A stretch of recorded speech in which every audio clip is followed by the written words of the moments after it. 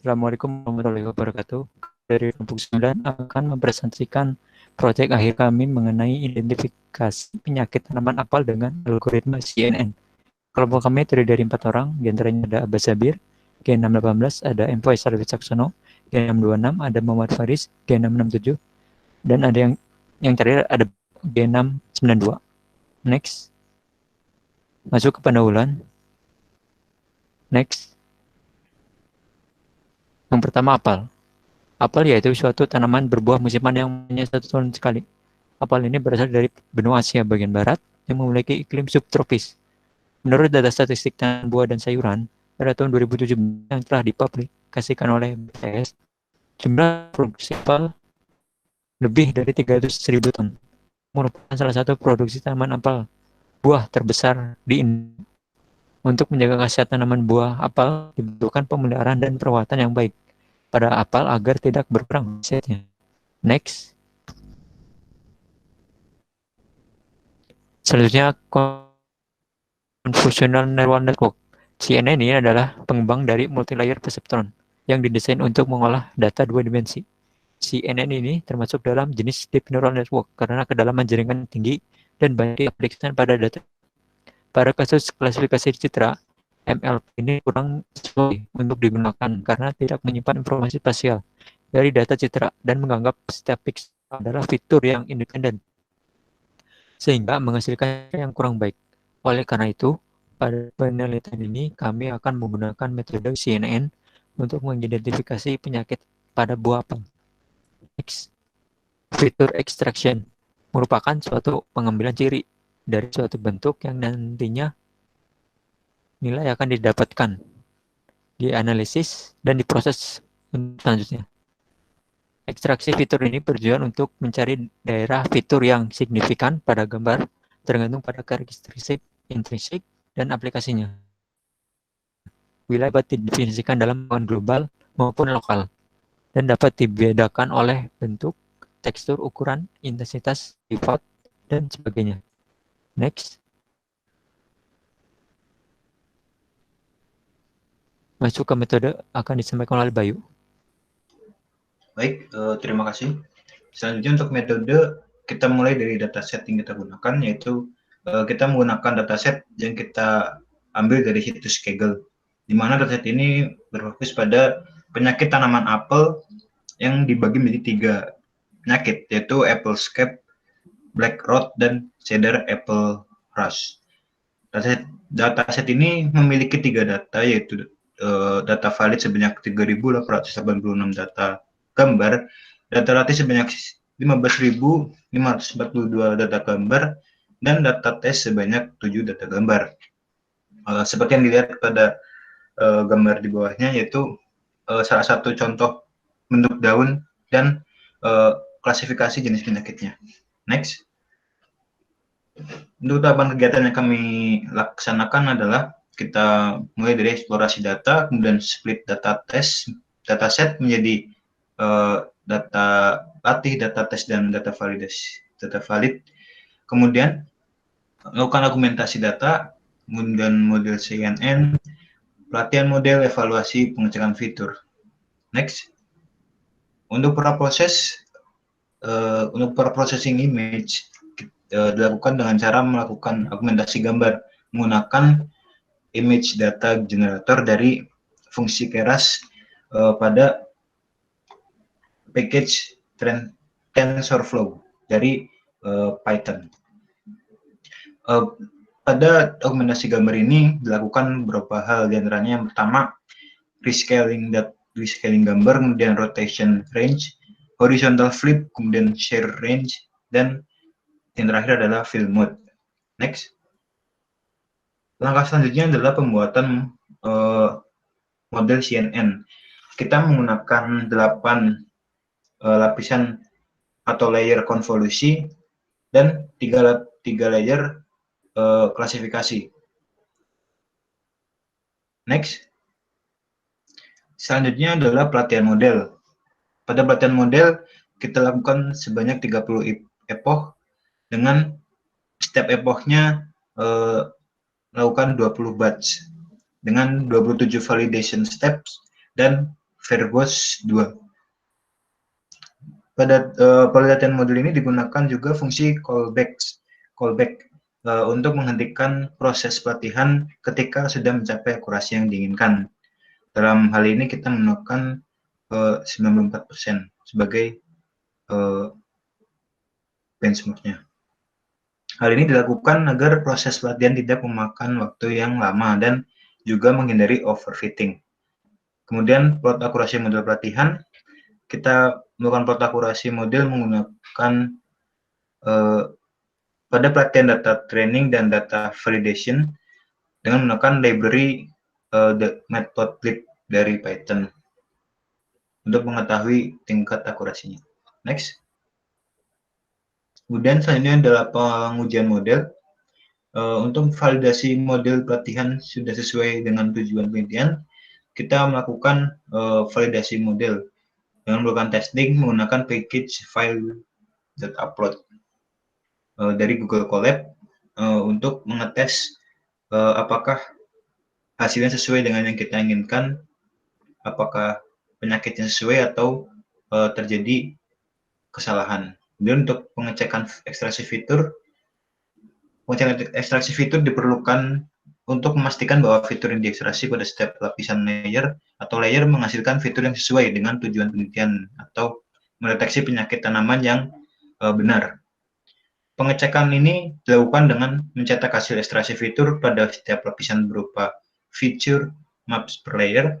Pada lapisan awal, fitur yang terdeteksi adalah fitur tingkat rendah yaitu warna atau topi, lalu untuk lapisan selanjutnya, fitur yang terdeteksi adalah fitur tingkat tinggi atau yang lebih umum seperti objek dan bentuk. Next, akan dijelaskan hasil dan pembahasan oleh teman saya. Oke, untuk hasil dan pembahasan pertama pre-processing data. Setelah data terkumpul, tahapan selanjutnya yaitu masukkan data citra dan membuat sistem untuk pengenalan penyakit tanaman apel. Metode pengenalan yang dilakukan itu seperti yang sudah disebutkan oleh teman saya, kita menggunakan CNN. Tapi sebelum itu kita augmentasi dulu gambar dengan image data generator yang sudah dijelaskan oleh teman saya tadi. Jadi setiap satu gambar pada data latih dan data uji di rescale sebesar 1/255, lalu dirotasi dengan jarak 20, lalu di horizontal flip, lalu dengan si range sebesar 0,2 dan fill mode-nya nearest. Lalu di kanan ada tabel, di mana tabel ini berisikan data gambar sebelum diaugmentasi. Untuk kelas Applescape, untuk data latihnya ada 4032, untuk data ujinya ada 1008, lalu Blackrock untuk data latihnya ada 3974, lalu data ujinya 994, lalu untuk Cedar Apple Rush untuk data latihnya ada 3520, dengan data ujinya 880, dan kelas Healthy untuk data latihnya 4016 dengan data ujinya 1004. Lalu lanjut untuk pembuatan layer model. Untuk pembuatan layer model, untuk jumlah fitur yang digunakan tadi disebutkan ada 8, tapi untuk konvolusinya itu ada 4. Yang untuk layer yang pertama adalah 32, lalu yang kedua adalah 64, lalu yang ketiga dan keempat adalah 128. Penggunaan jumlah filter ini yang lebih banyak pada dua lapisan terakhir, yaitu kedua dan keempat, itu disebabkan oleh input pada kedua lapisan tersebut lebih kecil. Jadi sehingga dibutuhkan lebih banyak filter untuk mengekstrak informasi. Lalu fungsi aktivasi yang kami gunakan adalah ReLU atau Rectified Linear Unit dengan ukuran kernel yang digunakan untuk setiap lapisan konvolusi sebesar 3x3. Lalu pada proses pooling digunakan metode max pooling dengan ukuran filter sebesar 2x2. Lalu untuk pelatihan model pada percobaan sebelumnya kita mendapatkan akurasi hingga 98%. Tetapi model mengalami overfitting sehingga yang memprediksi model itu pelatihan itu terlalu baik. Hal ini dapat dilihat dengan pengujian model menghasilkan prediksi yang tidak tepat pada data baru. Untuk itu, digunakan fungsi callbacks, seperti yang dijelaskan oleh teman saya tadi, ini untuk menghentikan pelatihan ketika akurasi pelatihan mencapai nilai lebih dari 94%. Lalu pada epoch selanjutnya, belum tentu proses menghasilkan akurasi yang lebih tinggi, dapat dilihat pada plot, pada beberapa epoch, akurasi mengalami penurunan. Lalu, semakin besar epoch yang dilakukan, semakin dekat antara akurasi data latih dan data uji. Lalu selanjutnya akan dilanjutkan oleh teman saya. Baik, selanjutnya kita masuk ke tahap pengujian model. Di sini kita melakukan pengujian dengan memasukkan input gambar baru dari setiap kelasnya. Kelas yang digunakan adalah sebagai berikut. Kita melakukan pengujian untuk kelas Applescape, Blackcroft, Cederas, dan juga kelas Healthy atau daun yang sehat. Pengujian ini dilakukan untuk memastikan bahwasannya model yang dibuat sudah mampu melakukan prediksi yang tepat pada setiap kelasnya. Next. Selanjutnya kita bisa melihat berikut adalah hasil pengujian model dari setiap gambar pada setiap kelasnya. Bisa kita lihat bahwasanya masih terdapat misklasifikasi pada kelas Applescape. Hal ini dikarenakan penyakit Applescape memiliki hasil ekstraksi fitur yang mirip dengan penyakit Blackcroft, sehingga model memiliki kecenderungan untuk mendeteksi penyakit Applescape sebagai penyakit Blackcroft. Next. Selanjutnya kita melakukan pengecekan ekstraksi fitur. Di sini kita melakukan pengecekan ekstraksi fitur dengan mencetak fitur map pada setiap lapisan konvolusi. Didapatkan hasil seperti berikut untuk mencetak per filter channel pada fitur maps. Sebagai contoh, kita mengambil filter channel 9 dan 30 dari total 32 filter channel tersedia pada layar konvolusi yang pertama.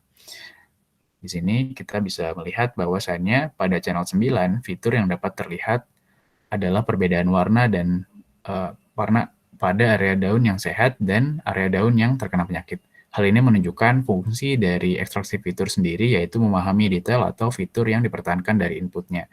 Pada layar pertama ini, ekstraksi fitur berfokus mendeteksi detail yang kecil atau berbutir halus. Selanjutnya kita akan melakukan pengecekan pada fitur map setiap layar konvolusi. Next. Berikut adalah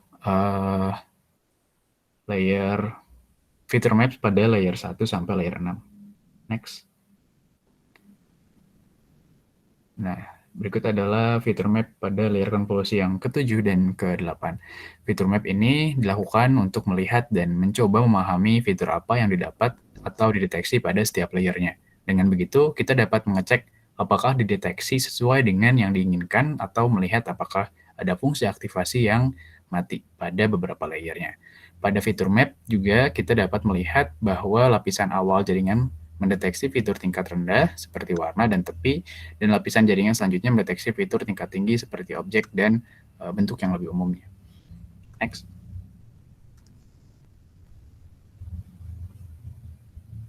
Baik, untuk kesimpulan dan sarannya, kesimpulan jumlah citra yang diunduh pada penelitian ini yaitu sebanyak 19.428 citra.